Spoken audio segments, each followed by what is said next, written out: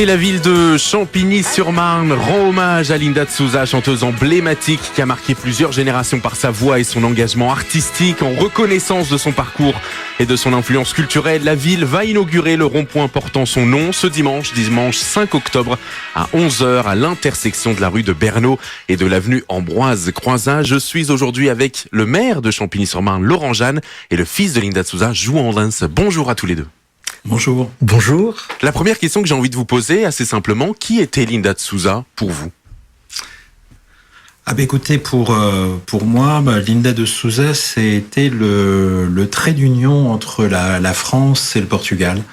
C'est vraiment une artiste exceptionnelle qui est arrivée avec son fils à Champigny, comme beaucoup de Portugais, puisque pratiquement 200 000 Portugais sont passés par le bidonville de Champigny.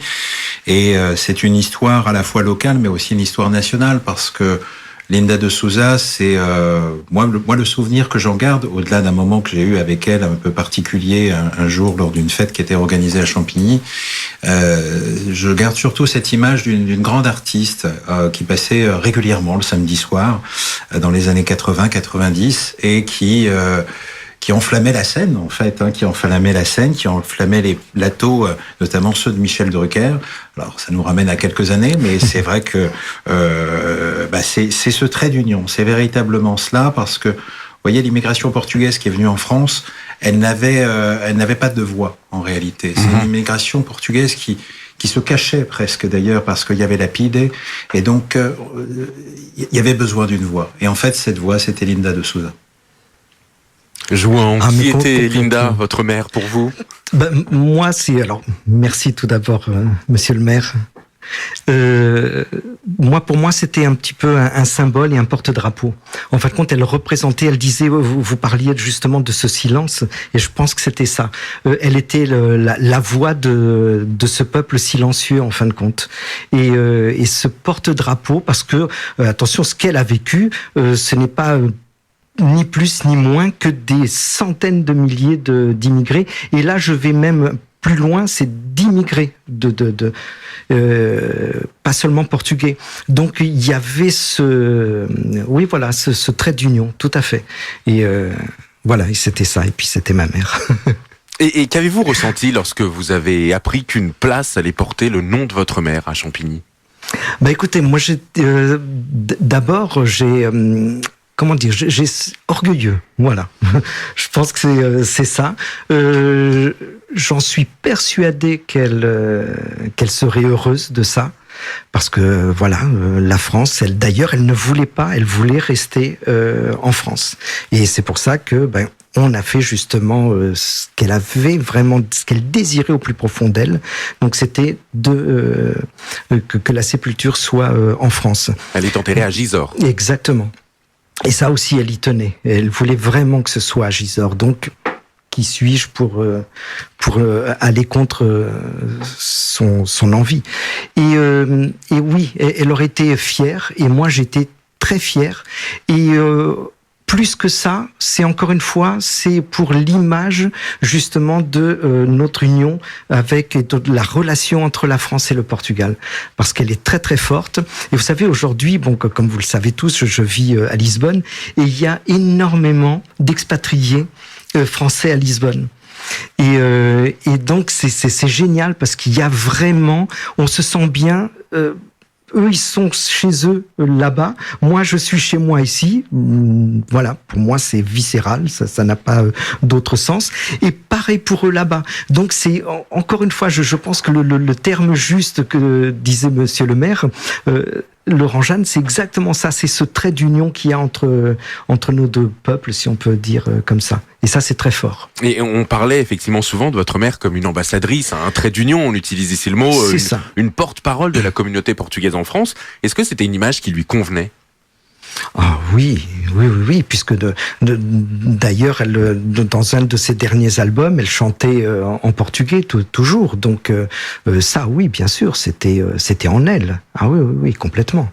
Et alors, monsieur le maire, comment cette idée a surgi, donc de donner le nom de Linda de Souza à une place de la ville de Champigny-sur-Marne ? Alors, l'idée, elle m'est venue un jour, on était à ce moment des obsèques à Gisors, puisque j'étais sur place le 6 janvier 2023 et que on m'a demandé de prendre la parole et donc j'ai fait cette proposition. Mais au fond, vous voyez, elle ne venait pas d'une réflexion, elle venait au fond assez naturellement. Parce que Linda de Souza, je l'évoquais, c'est ce trait d'union, mais c'est plus que ça. C'est une artiste qui a eu un parcours exceptionnel, venant d'où elle venait, venir dans un pays étranger, quel que soit le pays étranger, de comprendre la culture du pays qui vous accueille, de l'intégrer, de partager sa culture aussi, c'est pas si simple. Et elle a réussi à faire passer cela, à la fois être l'ambassadrice effectivement de la culture portugaise, mais aussi faire vivre la chanson française. Et elle chantait aussi bien en français qu'en portugais. Et ça, c'est quand même extraordinaire. Enfin, moi, je me vois pas, vous voyez, un jour aller dans un autre pays et pouvoir devenir le porte-parole aussi du pays qui m'accueille. Et elle a réussi à faire ça. C'est quand même exceptionnel. Et ça, il faut un talent extraordinaire. Elle avait un talent et une personnalité extraordinaire. D'ailleurs, moi, je me souviens d'avoir eu un échange avec elle dans le parc du Plateau il y a quelques années. Elle avait un caractère bien trempé. Oui, vous parliez d'un moment particulier là au début de l'entretien. Racontez-nous. C'était lors d'une fête qui avait été organisée. Vous savez, il y a beaucoup de fêtes et on a beaucoup d'associations portugaises. On a la PSCR, on a les Amis du Plateau. C'est là où il y avait le bidonville. Et donc, régulièrement, il y a des fêtes. Et elle était venue une fois. Et donc, on avait échangé. Elle faisait partie d'une association aussi où j'ai des amis. Et donc, du coup, on a eu ce temps d'échange un peu sympathique, mais très surprenant en même temps parce que elle disait mais c'est mon histoire, mais en même temps c'est la nôtre. Et il y avait ce partage. Voilà, c'était une femme d'une grande générosité et je trouve que ça retranspire vraiment dans toutes ses chansons, dans son interprétation. Et donc ça m'est venu assez naturellement parce que je crois que l'histoire de Champigny, elle est intimement liée aussi à cette arrivée de beaucoup de Portugais en Île-de-France. Vous voyez, moi je suis allé à 19 ans au Portugal. Et pourquoi je suis allé à 19 ans au Portugal ? Parce que j'ai un ami portugais que j'ai rencontré à Champigny. Et ça s'est fait naturellement. Et il m'a dit, tu me fais apprendre plein de choses de ta culture. Moi, j'aimerais bien te faire découvrir mon pays. C'est comme ça que je suis allé à 19 ans au Portugal. Et c'est ce partage-là. Et au fond, elle est aussi ce symbole-là, Linda de Souza. Donc, c'était évident. Et alors, pourquoi le faire là ? Pourquoi ce rond-point ? Parce qu'on est au pied, en fait, de ce qui était le bidonville. Et il y a d'ailleurs le monument qui a été érigé par Chavez, qui est aussi à Lisbonne, qui est magnifique, exactement, et qui est au pied du parc du Plateau, là où il y avait le bidonville.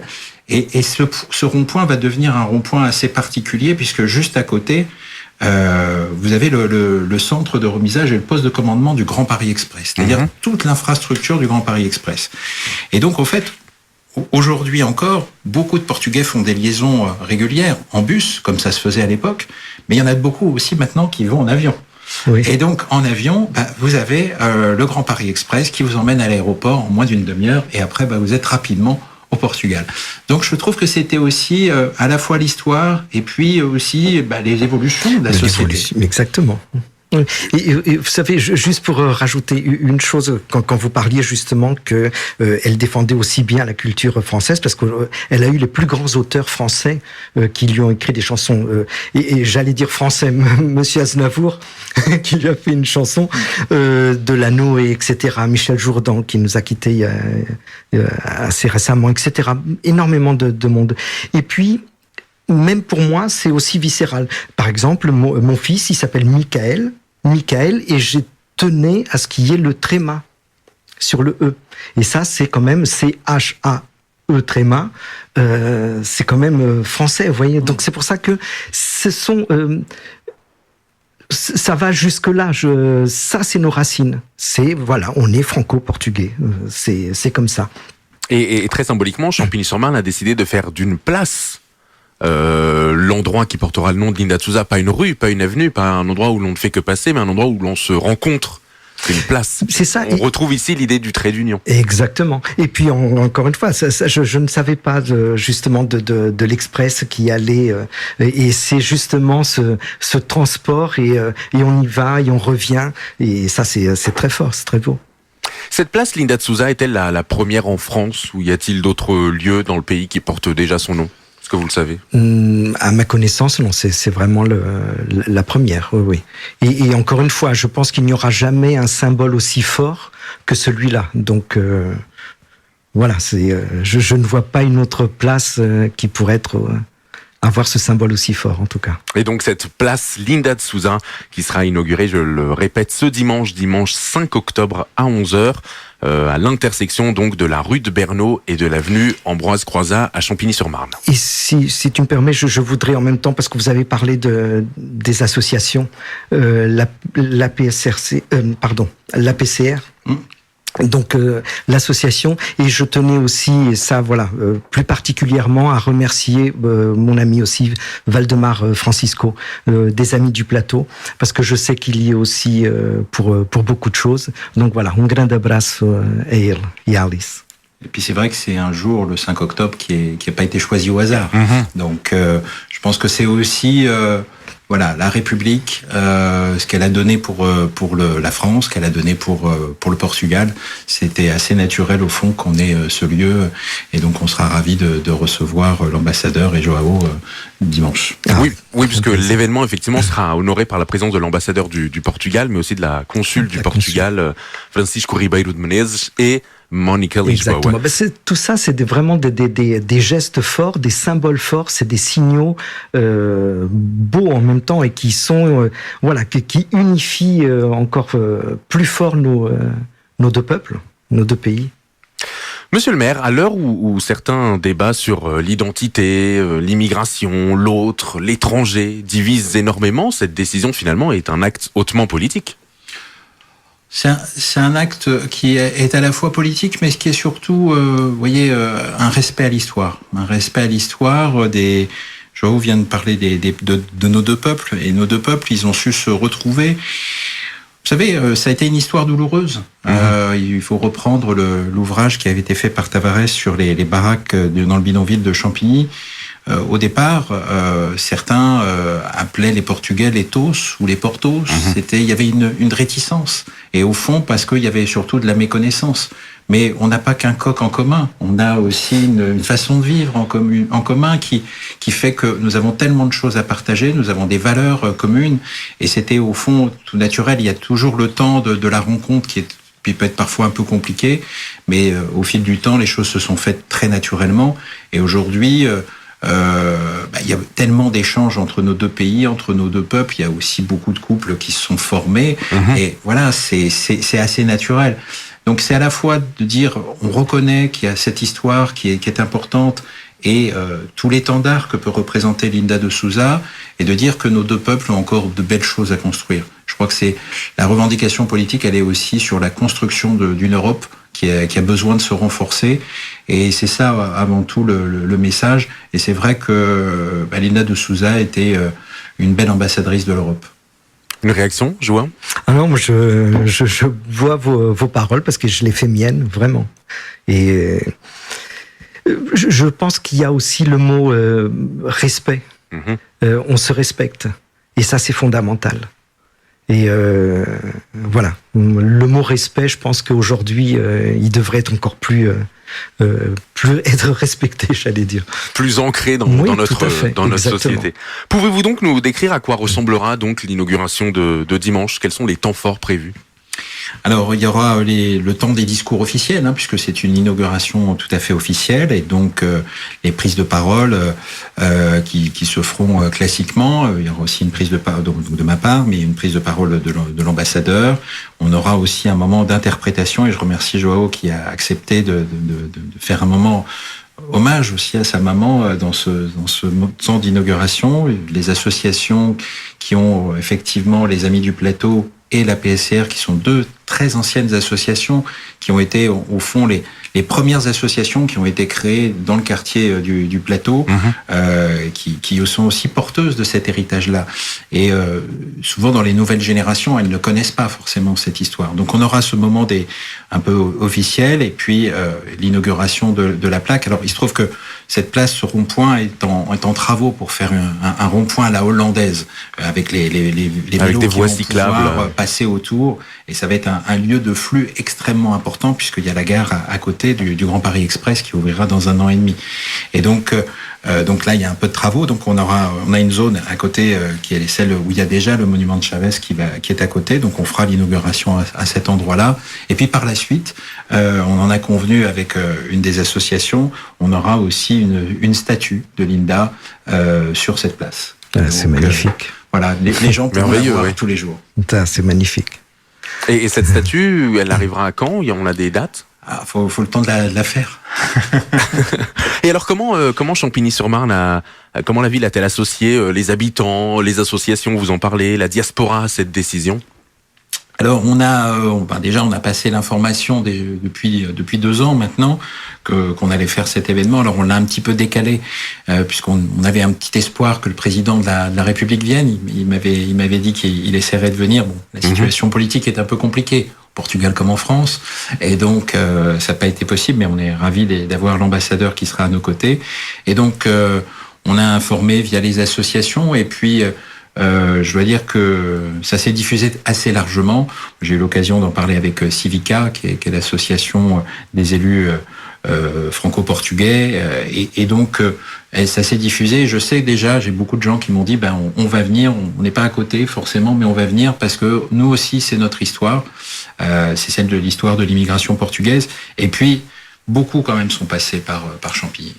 Même si c'était quelques jours. Comme c'était le cas pour Linda. Exact. Pour certains, ça a été quelques années, certains y vivent toujours.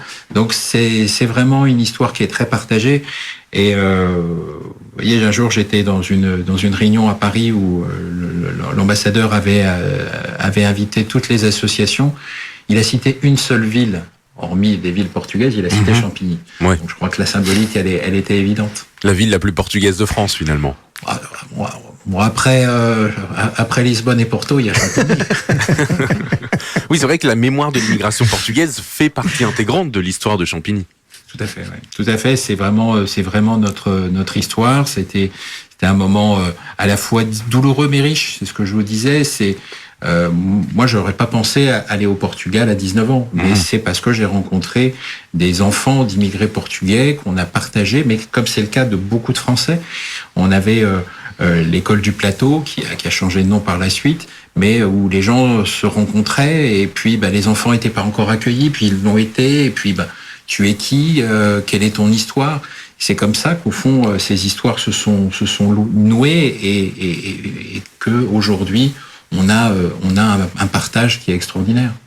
Et l'inauguration de ce rond-point Linda de Souza va aussi permettre cette idée de transmission. Linda ne sera pas oubliée puisque, factuellement, elle est certainement moins écoutée par les générations d'aujourd'hui, mais elle ne sera pas oubliée puisque dès que ces générations passeront sur ce rond-point, passeront sur cette place, verront ce nom, iront lire la description de Linda et comprendront qui était Linda de Souza. Oui, puis je crois qu'on a encore à faire vivre son héritage. Il y a des messages dans les chansons. Souvent, on banalise un peu les chansons populaires. On dit c'est populaire, mais populaire, ça veut dire que ça plaît à beaucoup de monde. Et donc, il y a des messages qui passaient dans ces chansons. Et je crois que peut-être que, j'espère, que beaucoup redécouvriront son répertoire qui est quand même d'une grande richesse. Et alors, quel est l'héritage de Linda de Souza ? Je vous pose la question à tous les deux. Moi, c'est... déjà, oui, c'est toujours des mots un petit peu comme ça, mais c'est l'amour en fin de compte. Ouais, c'est l'amour de l'autre. Puis en même temps une joie de vivre. Excuse-moi, c'est le mot saudade. C'est le mot saudade qui est encore plus fort que la mélancolie en fin de compte, qui n'a pas de traduction. Et c'est exactement ça, oui. La saudade. Laurent Jeanne. Ouais, le trait d'union, c'est vraiment... pour moi, Linda représente le trait d'union, son héritage, il sera là. Je pense que, vous voyez, je vais même aller plus loin, je dirais que s'il n'y avait pas eu Linda, je pense que les Portugais n'auraient pas eu cette voix et ce poids dans la vie française, dans la société française. Elle les a vraiment révélés. Voilà, elle était vraiment, plus que l'ambassadrice, elle les a fait découvrir. Vous voyez, à Champigny, on a eu des phases de reconstruction de la ville, comme dans beaucoup de villes sur cette période des années 70, avec des grands bâtiments qui se construisaient, les RER. On voyait des ouvriers arriver, mais on ne savait pas d'où ils venaient. Ils avaient une valise en carton, mais on ne savait pas d'où ils venaient. Et donc, ils les ont découverts grâce à Linda de Souza. C'est Linda de Souza qui a été leur voix, mais plus que la voix. Elle leur a donné aussi une image. Et quelle image! Ouvrons ici une petite parenthèse. Laurent Jeanne, que s'est-il passé avec l'émission TBT9 ? Pour rappel, TBT9, donc Tout Beau Tout Neuf, qui est la nouvelle émission de Cyril Hanouna sur W9, à laquelle participe Fabien Lecoeuvre, que j'ai souvent ici reçu dans l'émission, que vous connaissez bien, qui était un proche également de Linda de Souza. Que s'est-il passé ? Hier soir, vous avez fait une publication sur les réseaux sociaux, regrettant que TBT9 ne parle pas de l'inauguration, c'est ça ? Disons que j'ai trouvé que les mots, alors pas forcément ceux de Fabien Lecoeuvre que je connais, qui est quelqu'un qui a été très proche de Linda, et il n'y a pas de souci, mais j'ai trouvé que les mots de Cyril Hanouna étaient quand même très déplacés. Mmh. Bon, peut-être qu'il n'a pas la bonne connaissance culturelle de ce qu'est la richesse du Portugal, mais il ferait bien de découvrir le répertoire de Linda de Souza, et il en parlerait certainement autrement ensuite. Qu'il n'ait pas la connaissance de la richesse du patrimoine du Portugal, ça j'en suis absolument certain. Pensez-vous justement, lié à cet épisode, qu'il y a un manque de reconnaissance médiatique pour Linda de Souza, globalement ? Oui, je pense que, bon, elle a mais c'est un peu le souci, vous voyez, quand des artistes ont un moment de grande reconnaissance, de mise en lumière, je dirais pas qu'on la voyait quasiment tous les samedis soirs, mais c'était presque ça pendant une période. Donc, et puis bon, faut se remettre quand même dans le contexte de l'époque. On avait que 3 chaînes. Quand vous faisiez une émission de télévision, vous aviez 20 millions de personnes qui vous regardaient. C'est ça, c'était quand même il y avait une autre portée, visibilité qu'aujourd'hui. Et donc, elle a été vraiment au plus haut. Et c'est vrai que quand vous vous retrouvez au plus haut, des fois il y a des moments où il y a des creux, et c'est vrai que vous pouvez être un peu oublié. Pour autant, l'héritage est là, et donc je pense qu'il faut le redécouvrir, et cette inauguration, j'espère qu'elle fera redécouvrir l'héritage qui est le sien, et c'est aussi ça le symbole, au-delà de ce que j'ai pu évoquer sur l'histoire, sur le trait d'union, sur tout ce qu'elle représente pour la communauté portugaise, mais aussi pour la France, parce que je le redis, ça a été une artiste française aussi, qui a beaucoup donné, et moi je trouve que c'est une juste reconnaissance de ce qu'elle a pu offrir, cette générosité qui était la sienne en permanence. Et je l'ai vu dans des événements à différents moments. C'était une artiste qui n'hésitait pas à aller vers les gens. Et ça, c'est pas toujours le cas. Et elle avait cette générosité vraiment. Mais elle aimait les gens, mais elle aimait parler, elle aimait les gens, ça, elle n'arrêtait pas, ça, c'est vrai. Et d'un coup, vous voyez les mots de Monsieur le maire. Maintenant, c'est quand vous parliez justement de ce patrimoine, eh bien, ça me donne à moi cette responsabilité aussi de perdurer, de continuer, de lutter pour ça. Donc, je ne vais pas non plus baisser les bras, et je vais même, disons, reprendre un petit peu les choses en main. Oui, vous vous sentez responsable de l'héritage symbolique de votre mère ? Avec tout ce qui se passe là, oui, voilà. Même si c'est à une échelle, voilà, un petit peu plus petite, parce que c'est la réalité. Mais bien sûr, oui. Je me sens, ça va avoir cette responsabilité pour, perdurer. C'est-à-dire que là, maintenant, on va avoir une place qui est pérenne. Donc, j'ai aussi ce travail à faire. Oui. Et donc on espère que cette reconnaissance institutionnelle conduira à plus de reconnaissance médiatique à l'avenir. Est-ce que pour conclure, il y a un mot que vous aimeriez adresser aux auditeurs et auditrices qui viendront ce dimanche à 11h, dimanche 5 octobre, donc à Champigny-sur-Marne, assister à l'inauguration de ce rond-point Linda de Souza ? Venez nombreux, parce que voilà, je pense que ça va être un moment de joie, bien sûr, et puis de fierté. C'est pas simplement, comme je disais tout à l'heure, c'est pas simplement la place Linda de Souza. C'est encore une fois, c'est un drapeau qui peut avoir justement ces 5 couleurs.